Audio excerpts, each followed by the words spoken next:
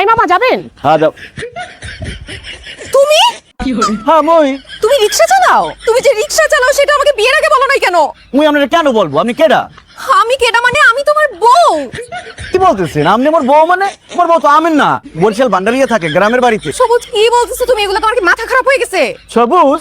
মোর নাম তো লাল, আপনি রঙে বল করছেন, ওই লাল মিয়া। আপনার চেহারা, চোখ, হাত, পা, গাল, গলা সবকিছু হুবহু আমার স্বামী সবুজের মতো। ম্যাডাম হয়েছে কি, এই দুনিয়াত এক চেহারা 7 জন মানুষ আছে, এর লিগেই আপনার স্বামীর সাথে মোর চেহারা মিলে গেছে, কিন্তু মুই আপনার স্বামী না।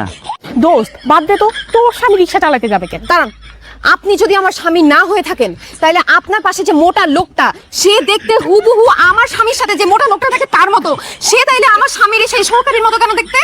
ম্যাডাম এই ভাইয়া একটাকে বললো না একজনের মতো এই দুনিয়ার 7 জন মানুষ আছে, সেই জন্য মনে হয় আপনার স্বামীর সাথে যে লোকটা থাকে তার ফেসের সাথে আমার ফেসটা মিলে যাচ্ছে। It's a miracle, coincidence.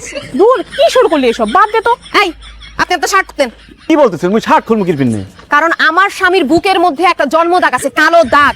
সেই দাগ যদি আপনার বুকের মধ্যে না থাকে তাহলে আমি বিশ্বাস করে নিব আপনি আমার স্বামী না। এই না হাত ধরতো। না আমি খুলবো না শার্ট। এই খবরদার মোরে ধরবেন না। দোস্ত কালো দাগ তো সত্যি সত্যিই আছে। এই সত্যি করে বলেন তো আপনি কে?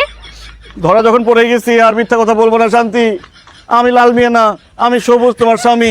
আমার চাকরি চলে গেছে তো তাই রিক্সা চালাইতেছিলাম। বান্টি পালাস না কেন?